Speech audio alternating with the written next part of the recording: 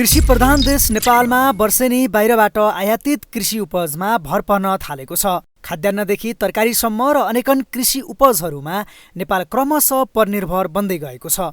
कृषिको विकास, विस्तार र आत्मनिर्भरताको सम्बन्धमा बारम्बार कुरा उठ्ने गरेको भए पनि व्यावसायिक रूपमा कृषिको विकास गर्न र मुलुकको अर्थतन्त्र उकास्न मुख्य स्रोत मान्ने गरिएको छैन। बरु देशको आर्थिक विकासको सम्बन्धमा रेमिट्यान्सको गणना हुन्छ, तर कृषिलाई हेको दृष्टिले हेर्ने गरिएको छ। तर कोरोना भाइरसको महामारी पछिको विश्वको आर्थिक, सामाजिक अवस्थालाई गहिरो गरी निहाल्ने हो भने आगामी दिनमा देश कृषिमा आत्मनिर्भर हुन सकेन भने परिस्थिति जटिल बन्ने देखिन्छ।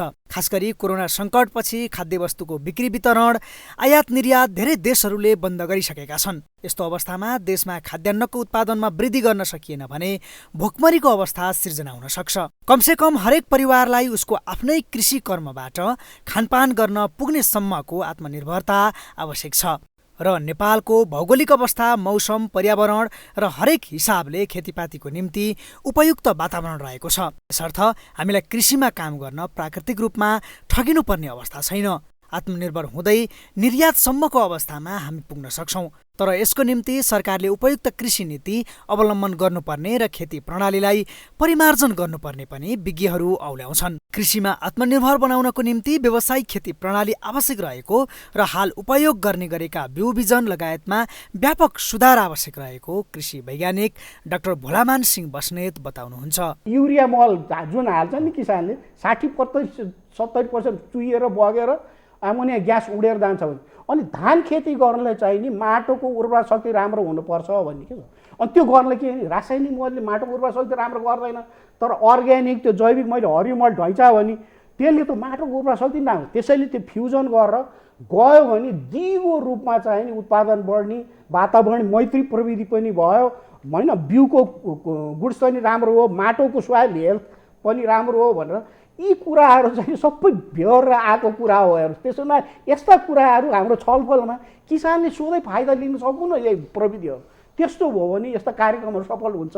केवल गर्जो टार्न खेती गर्ने नेपाली परम्परा रहेको छ। गर्जो टार्ने परम्पराको पारिवारिक खेती प्रणालीलाई पनि सुधार गर्नु आवश्यक छ। आज लाखौं लाख युवाहरू रोजगारीको सिलसिलामा विदेशिएका छन्। विदेशमा पनि अब आर्थिक सङ्कट पर्ने अवस्था आउँदैछ र ती युवाहरू नेपाल फर्किँदैछन्। विदेशबाट रोजगारी गुमाएर नेपाल फर्किएका युवाहरूलाई सङ्गठित रोजगारीमा लगाइहाल्न सरकारी क्षमता छैन।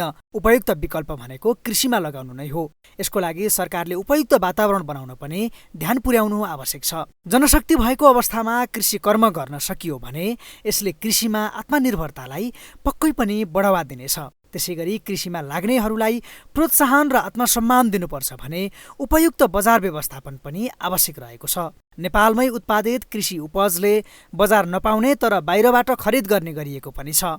त्यो अवस्थालाई रोक्नुपर्छ।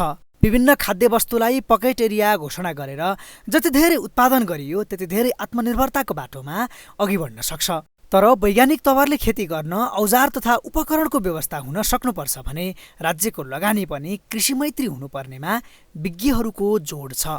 हाम्रो चाहिँ 58 लाख हेक्टर चाहिँ वन छ र वन भनेको चाहिँ पूजा गर्नको निम्ति राखेका ठाउँ भन्ने बात छ। एग्रो फरेस्ट्रीको रूपमा विकास गर्नुपर्छ। 58 लाख हेक्टर मध्ये मेरो विचारमा चाहिँ 3 लाख हेक्टर भनेको चाहिँ फेलोल्यान्डको रूपमा छ, बुट्यानको रूपमा छ हो। यसको निम्ति एग्रो फरेस्ट्री जस्तो तपाईँ अब हाम्रो देशमा 30,000 मेट्रिक टनभन्दा बढ्ता मह हुने सम्भावना छ, तर महको निम्ति चाहिँ फिडिङ चिज छैन। भन्दाखेरि चिउरीदेखि लिएर आँप, कटहर, लिची, रुख कटहर, भुइँ कटहर र चाहिँ देखि लिएर चाहिँ नेपालका रैथाने होइन, नास्पाती इत्यादिदेखि लिएर स्याउसम्मको फार्मिङ ढङ्गले अगाडि बढाउनुको निम्ति, फार्मिङ भन्दा म ठुलो फार्म मात्रै भनिरहेको छैन, जसको जति जग्गा छ त्यो पकेट चाहिँ केन्द्रित गरेर त्यसको निम्ति दुरुपयोग नहुने गरी चाहिँ यसलाई अगाडि बढाउनु पर्छ। कृषि अभियन्ताहरू नेपाललाई कृषिमा आत्मनिर्भर बनाउन सकिने बताउँछन्।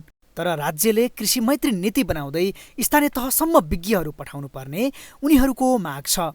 प्राविधिकहरूको अभाव, बिउ बिजनमा समस्या, मलखादको अभाव लगायतले कृषि क्षेत्रलाई गाँजेको कृषकहरू बताउँछन्। परम्परागत कृषि प्रणाली बिस्तारै नासिँदै गएको र आधुनिक खेती प्रणाली पनि सुरु नभइसकेको र आवश्यक प्राविधिक सामग्रीमा विदेशीहरूकै भर पर्नुपर्ने अवस्था कृषि क्षेत्रमा अर्को समस्या हो।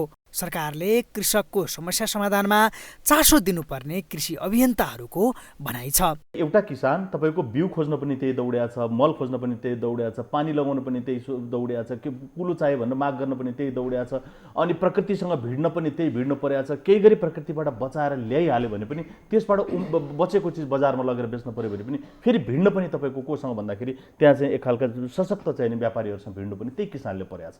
सरकार त्यो बिचमा आइदिनु पर्यो। सरकारले 2-3टा कुरामा बिचमा हेर्दै हुन्छ। हेर्नुहोस्, यो जस्तो भनौँ न, यो ऋणको कुरा गर्नुहुन्छ भने हिजो एउटा कृषि विकास बैङ्क सरकारी बैङ्क थियो, वाणिज्य बैङ्कमा रूपान्तरण भयो।